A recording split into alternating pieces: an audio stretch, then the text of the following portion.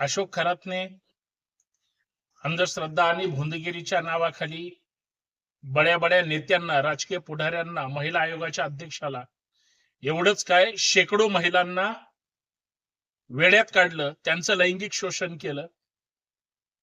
त्या नाशिकच्या भोंदू अशोक खरातचे आणि राज्याच्या उपमुख्यमंत्र्यांचे सुद्धा जवळचे संबंध आहेत, आता समोर आलेला आहे.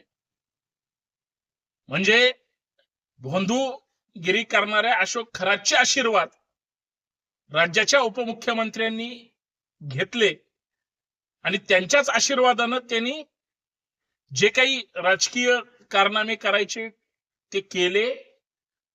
त्यांच्या आशीर्वादानं हे सगळं घडलं. हे अत्यंत भयानक आहे.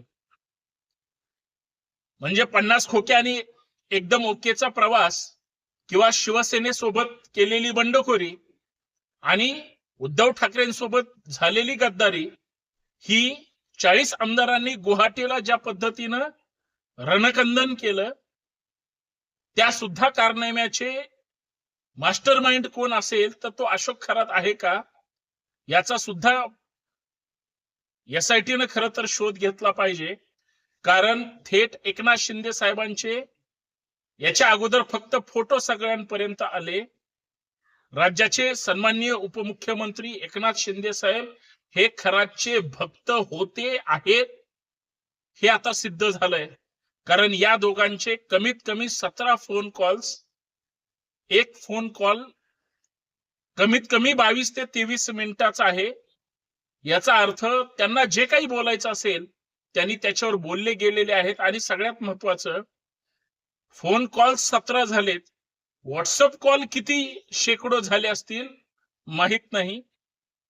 परंतु महिला आयोगाच्या अध्यक्ष चाकणकरांनी ज्या पद्धतीनं संपूर्ण मंत्रिमंडळ बरोबर डोक्याने खरातच्या एकंदरीत सगळ्या चांगल्या वाईट घाणेरड्या कामासाठी वापरून घेतलं की काय, हा संशय निर्माण होतोय. आणि कुणी कुणाला किती फोन कॉल्स केले, काय घडलं खरातच्या फोन मधून, काय सापडलं खरातकडून, आणि एकनाथ शिंदे साहेब कसे काय गुरफटले, या सगळ्या प्रकरणामध्ये सगळ्या मुद्द्यांवर मित्रांनो चर्चा करायची. सर्वांना नमस्कार, जय शिवराय.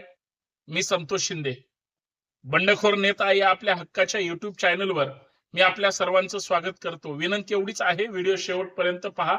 नवीन असाल तर बंडखोर नेता हे चॅनल सबस्क्राईब करा आणि हा व्हिडिओ जास्तीत जास्त शेअर करा. 50 खोके एकदम ओके, 50 खोके एकदम ओके म्हणून हे नवलं जायचं. पण त्या 50 खोक्यामध्ये नुसते खोकडे नव्हते, तर पैशाचे बंडल होते, हे आता समजून घेणं गरजेचं आहे. 50 खोके देऊन सगळ्या आमदारांना विकत घेतलं, हे वास्तव आहे, नाकारणार कुणीच नाही. कारण साधी ग्रामपंचायतीची निवडणूक लढवायची असेल, साधी महानगरपालिकेची, नगरपालिकेची निवडणूक लढवायची असेल, पैसाच लागतो. प्रत्येक पक्षाचा नेता किंवा पक्षप्रमुख आपल्या उमेदवारांना निवडणुकीच्या काळात पैसाच पाठवतो, नुसते कोरडे आशीर्वाद पाठवत नाही. वास्तव आहे, एखादी सत्ता सत्तेत असताना सत्तेतून पायउतार करून दुसरी सत्ता स्थापन करणं, इथं तर किती पैशाचा खेळ असेल.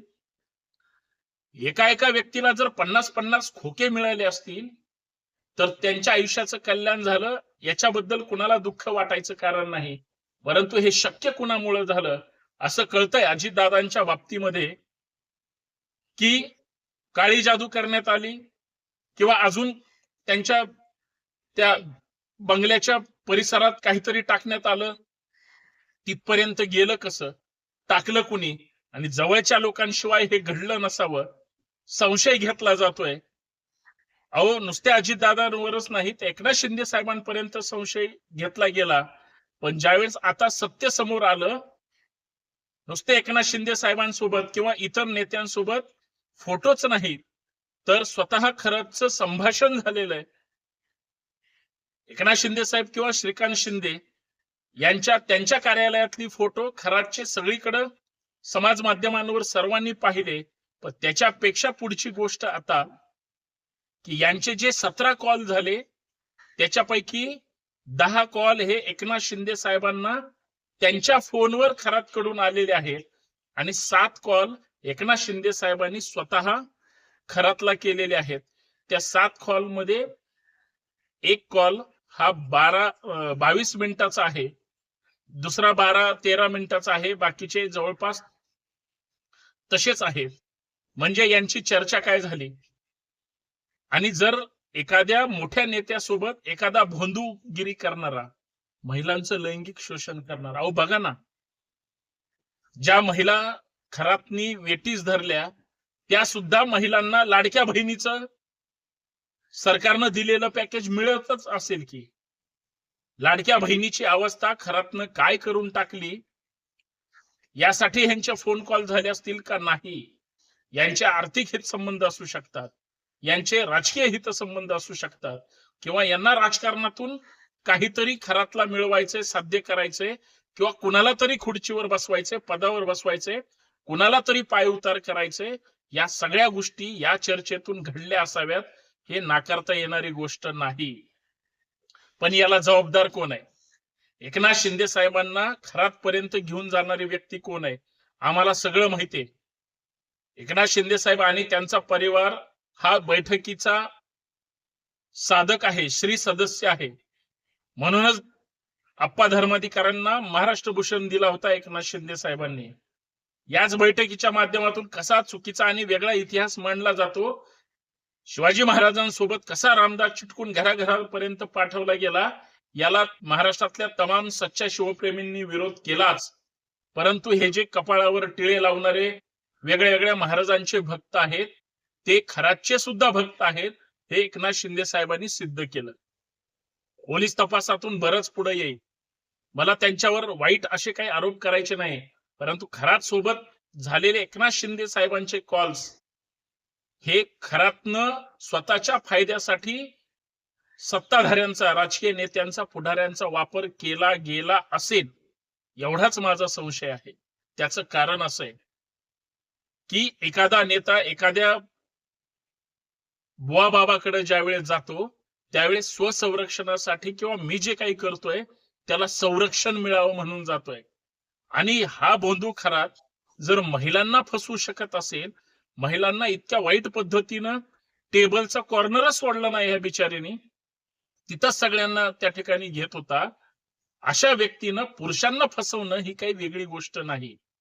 फक्त अंकशास्त्राच्या नावाखाली जर हा सगळ्या राजकीय पुढाऱ्यांना काय कपोकल्पित वेगळी वेगळी दिव्य स्वप्न जर दाखवत असेल, किंवा खरातच्या माध्यमातून किंवा चाकणकरांच्या माध्यमातून जर काही राजकीय कांड केलं गेलं असेल, आणि बऱ्याच लोकांनी म्हणजे रोहित पवार, अमोल मिटकरी किंवा सुषमा अंधारे यांनी संशय सुद्धा व्यक्त केलेले आहेत की यांनी काहीतरी भानामती करणी करून, काळी जादू काहीतरी करून, लोकांची दिशाभूल करून काहीतरी मिळवून घेण्यासाठी जे काही लाखो करोडो रुपये कमवले, त्याच्यामध्ये शिंदे साहेबांनी सुद्धा काही पैसे दिले असतील का, त्यांचे सुद्धा आशीर्वाद खरातला लाभले असतील का, हे या फोन कॉलवरून धक्कादायक ही सगळी गोष्ट आली. खरं तर फोटो आले इथपर्यंत म्हणजे चर्चाच केलेली नव्हती, पण ज्यावेळेस यांचे फोन कॉल झाले म्हणजे सत्ताधाऱ्यांचा पुरेपूर वापर राजकारण आणि स्वतःची माया जमवण्यासाठी, राजकीय संरक्षण मिळण्यासाठी हा खरातनी केलेला असावा. आणि माझा शेवटचा संशय, ज्यामुळे मी ही चर्चा केली, जे काही खरातनं 40 किलोमीटरवरून पाणी त्याच्या बंगल्याला, फार्म हाऊसला जे वळवलं, हे फक्त आणि फक्त शिंदे साहेबांनी त्यांच्या लोकांमुळेच हे शक्य झालेलं असावं. त्याच्यात चाकणकर सुद्धा सहभागी असाव्यात, एवढाच माझं म्हणणं आहे. परंतु हे भयानक आहे. खरातचे आणि शिंदे साहेबांचे 17 कॉल हे मंत्रालयापर्यंत पोहोचलेलं कनेक्शन आहे. व्हाया ठाणे हे नाकारता येणार नाही. बाकी जनता लक्ष देऊन आहेच. जय शिवराय.